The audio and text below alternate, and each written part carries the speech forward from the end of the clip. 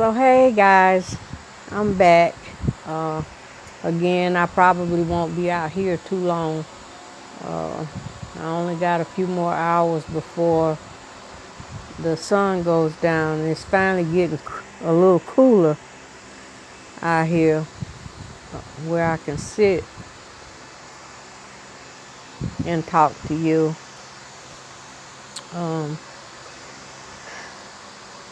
I don't think I made my point as far as more, less being more. Uh, like I said, when I was coming up, you had clothes for certain things, you had shoes for certain things, and you didn't have a lot of that. I had a few dresses. I was more blessed than some. I know there are a lot who didn't. But I'm telling my story. I'm comparing then and now because a lot of folk over the generations, for whatever their reasons may be, they didn't want their children to grow up the same way they did. And I know that some of them were different from what I grew up. So they wanted them to have what they didn't have. And a lot of times those things were given to them instead of earned. Uh, in my case, we were always taught to earn. You know, nobody's going to give you anything. Anytime somebody gives you something or say they're giving you something, trust me, you will pay in the long run at some point. Uh, and I say that to say a lot of, I say spoiled because that's the only word I know. Where people would reward their children for, and still do, for not doing anything. The whole thing about getting an allowance every week or once a month or however that, they deem fit. To a degree, done the correct way to show a child how to use their money, how to save, how to invest, that kind of thing. I could see that. But giving them a reward for cleaning up their room, for doing chores or helping around the house.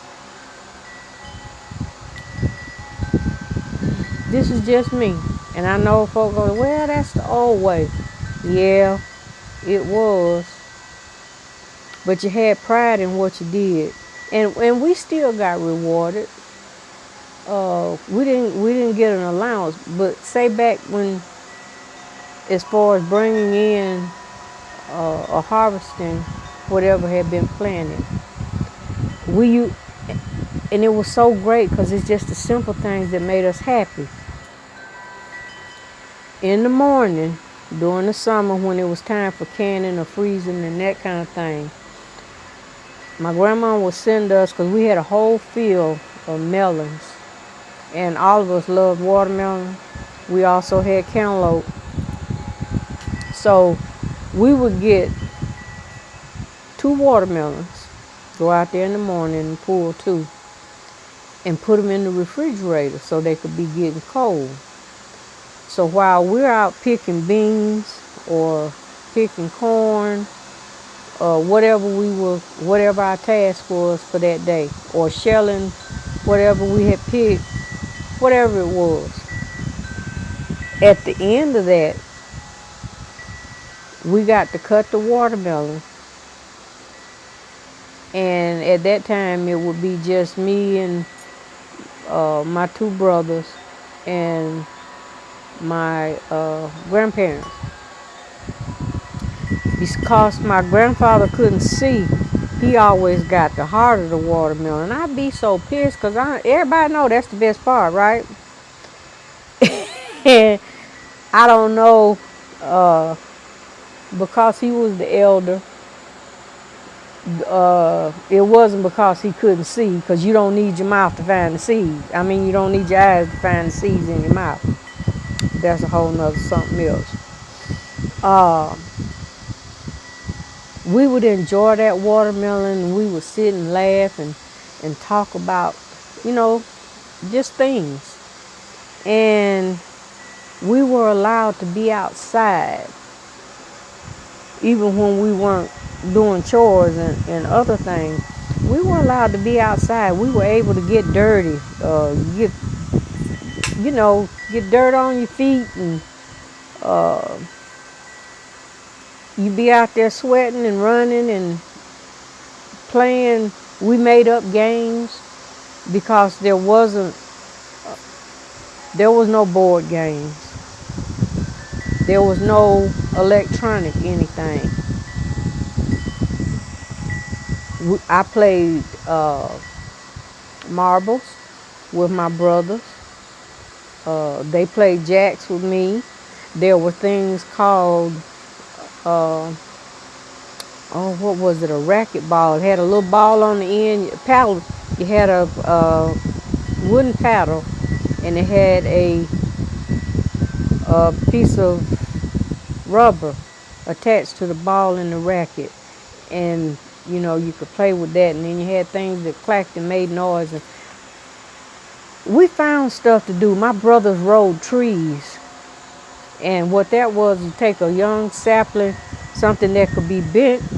One would get on it, sit on it. The other one would hold it down while he was sitting on it, and then turn it loose. Now look, yes, I know. That's dangerous. Yeah, but it was fun. Uh, we made do with what we had. And this past few weeks, I've been going through because we've been in our house for over 30 years. You accumulate things. And a lot of things I accumulated myself. Some of them were dropped off. Some of them I've gotten through the years that belong to my mother and two of my brothers. I'll tell that story. But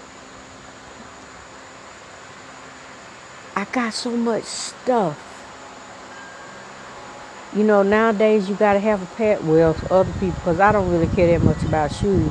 I do have more than what I should have, and I have been giving a lot of this stuff away because I really don't need it.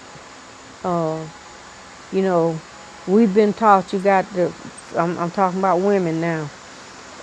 You got to have a purse to go with each outfit. You got to have shoes that goes the same color, or you find something that you like and you get it in several colors. And then thinking back, over the years, we always kind of sat with neutral colors so that you would have something to go with no matter what color your clothes were. But it just gets to be too much, and stuff and more stuff. And I'm going to tell you something, baby. When your surroundings, your environment is cluttered, it clutters your mind, it clutters your spirit, and it will weigh on your physical being. Ask me how I know.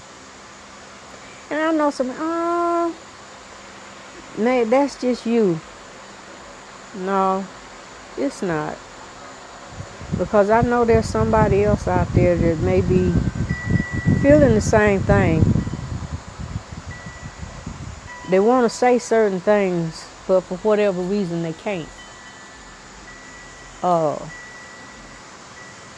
One of the things that has come eh, after being retired and being able to have a little more freedom to say and do things, uh, I would, I don't, I don't purposely, I would never purposely say anything to hurt someone's feelings.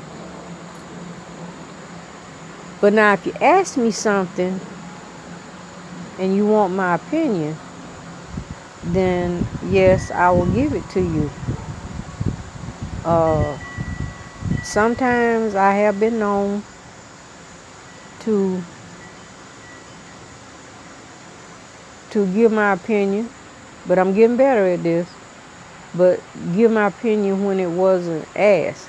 But normally how I would do it is to say, well, if it was me, I'd do so and so. But that's the thing. A lot of times, young and old, people do not like other folk to tell them or try to show them what they should do. Some of the young ones is, oh, that's old fashioned. That that doesn't apply now. Just because certain things happen in your life or at some point does not mean that it's going to happen to me. And I understand that. I've been young before, believe it or not. I've been young, and I had that same mindset to a degree.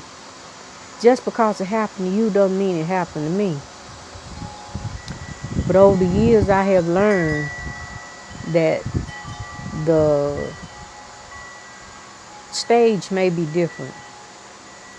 The players, the actors may be different. But baby, the storyline is still the same.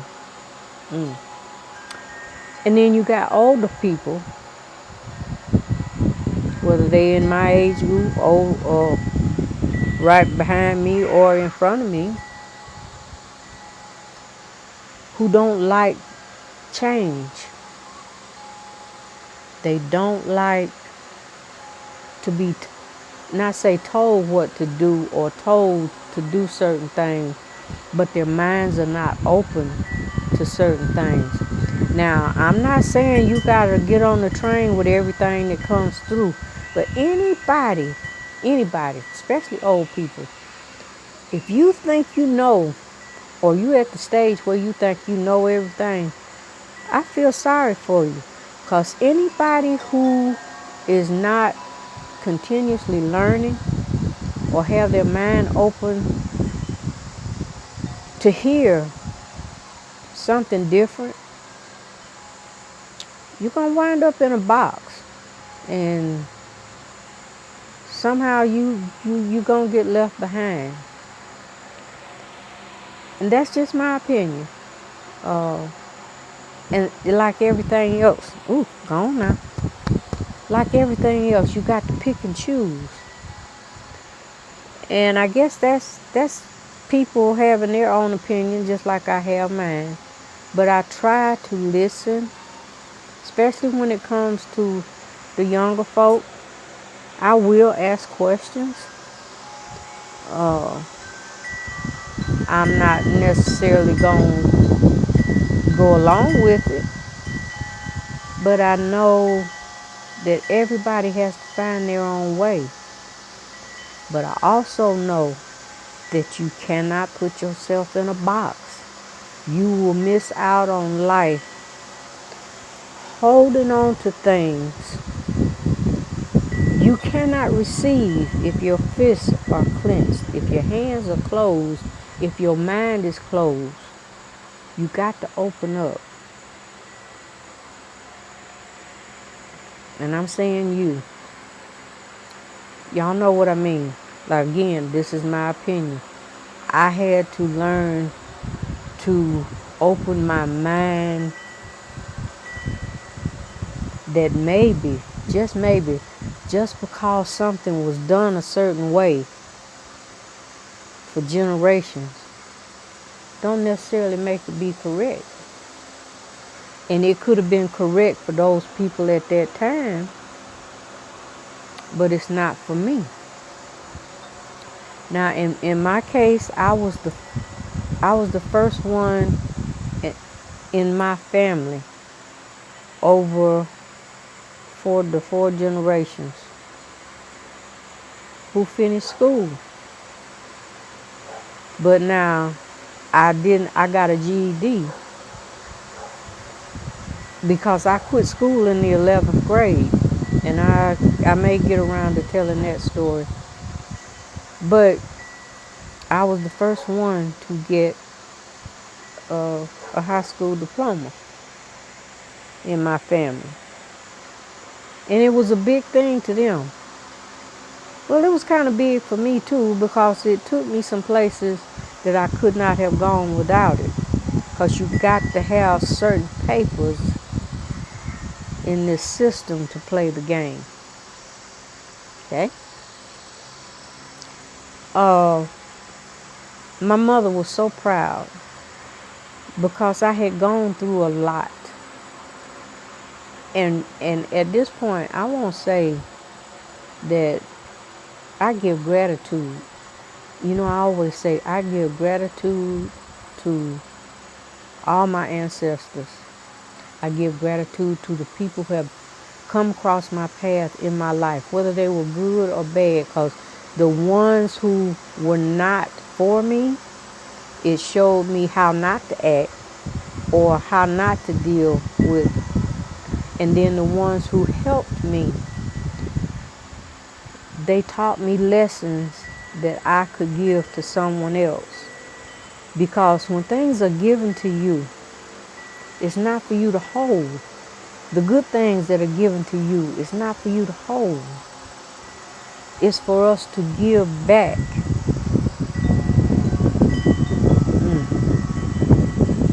People don't know how to share. And that's the sad part, because most generations now, and I'm not downing anybody, get this correct, I am not. But again, their children were not allowed to be outside in the fresh air and the sunshine and to run and play and keep their, get in the dirt to increase their immune system. So many babies and children nowadays are born pretty much with these allergies because you've been taught you got to wipe this down and you got to do this, this, and this and get rid of the germs. The germs are here for a reason. And I'm not saying that gives you, that doesn't give us the benefit of being dirty, nasty, that kind of, that's not what I mean. But there's nothing wrong with your child getting dirty. There's nothing wrong. Honey, back in the day, kids used to eat dirt. Because for what, now I wasn't one of them. I know there were folks, they did the little mud pies and all that kind of stuff. But again, we were allowed to experience nature in all its beauty.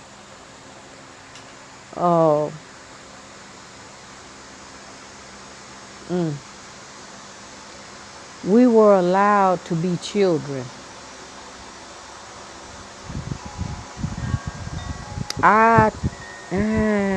And when that's hard to say, because there's a part of that I was not allowed to be a child, but that was as I got older. But being younger, I was allowed to rip and run and sweat and get my knees skin up and pushed around, and man, we did so much. Rode bicycles, roller skates, whatever. We sat in cars that didn't have seat belts. We rode bicycles that we didn't have helmets, and we fine. But But it was a different time. I'm just telling you about the time that my time, where me and my brothers walked barefoot going out again through the road back down in the country. We were sent to pick berries and different fruits. Because this is the other thing, when my grandma was cooking, every day we had something sweet. Now it wasn't sweet like what we eat now, what's here now. But there was always a pie or a cake of some sort. Pound cake, uh, blackberry cobblers, uh, raspberries. We ate plums straight off the bush because there was no contaminants. There was nothing. You didn't have to worry about pesticides and that kind of thing. Didn't even know what that was. Okay, I don't even know when they made that word up, but okay.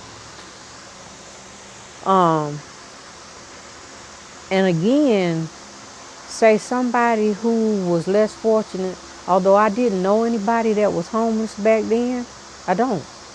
I never heard of such until later on in life.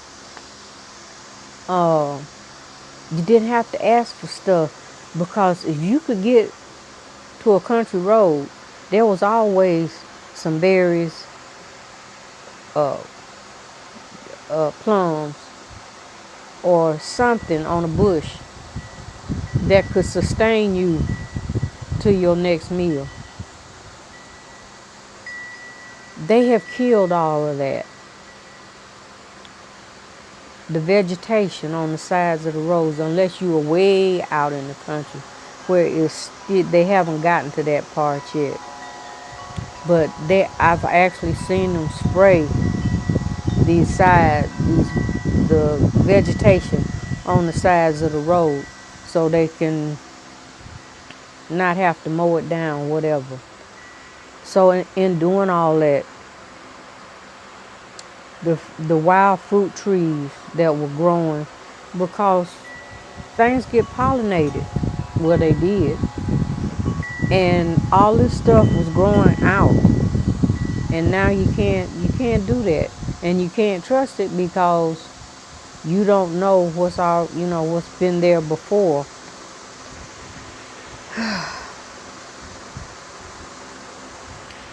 Anyway, I'm just thinking back to a time when things were simple. We did things manually. And that time is coming slowly, even though the time has speeded up, seems like to me. There was a saying my grandma used to say, time is not as long as it has been, and it's not as short as it's going to get. Hearing that as a child and preteen, what's she talking about? That makes no sense. But now, being where I am, it makes a whole lot of sense. Because I have less time in front of me than I have behind me. And it appears, even though I keep myself busy, time seems to be creeping up. I wake up one day and I'm in my 60s. What happened, man? Even though I am, again, I give gratitude to the Creator for keeping me and allowing me to be taught how to take care of myself in this wickedness, craziness that's going on now. And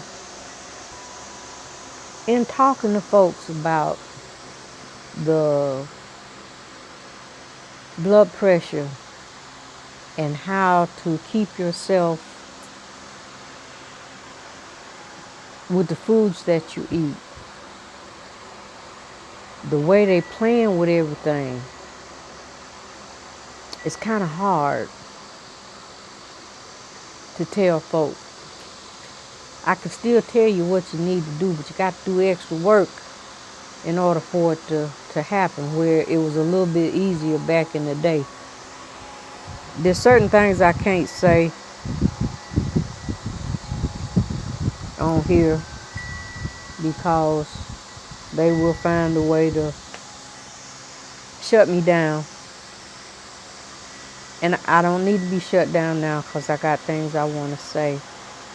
And other people that need to be reached. It's not all about the blood pressure. That's what I started off with. But it opened the way for me to be able to tell people about other things. And I always remember that part. And I'm always here to answer questions wherever I can and to help wherever I can. My biggest thing now is to talking about self-care, which goes along with that. But the stress, people nowadays are so stressed out, even the kids. They don't talk about how children are stressed, and you thinking they young, they ain't got nothing to be stressed out about. But when you got parents and grandparents trying to live their life through you, I'm talking about as a child, when you are on every kind of team or involved in everything that comes through to show that you're the best and you can do this and you can do that, but you don't have enough time. You don't have enough time to be a child. That bothers me. I hate to see that. And there's so many kids who feel pressured. I got to do this. I got to do that.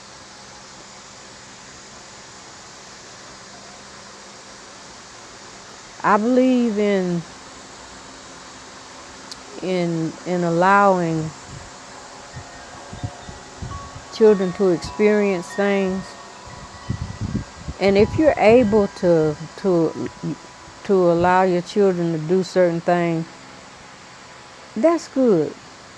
But why can't you just pick one, no more than two, that they can excel in whatever, instead of having this in the summer, this in the fall, this in the winter, do this, this, and this. It's too much. And then parents get all stressed out because they trying to work, the ones that work, they trying to make sure the kid gets to this place. They got to buy all this equipment and uniforms and all this other stuff that goes with whatever. Man, I had one of my sons he was a wrestler in high school. But that was all. Now he went to high school and he also held down a job, but that was for him. That's what he wanted to do. He had an after school job when he wasn't wrestling. And to me that was enough, because it did teach him to have his own, or to let him see how things were done. But I can't imagine back then, because I was too busy trying to work. I can't imagine how these parents are doing that now. I was always blessed. I've only worked a minimum wage job one time in my life. And I know that sounds crazy, but it is. It's true. And uh but this is the thing, while I was working, and most times it was on a job that was where I was working. Okay, you know what? I'm gonna cut it off right here, and then I'll start back with how I work. Y'all stay with me.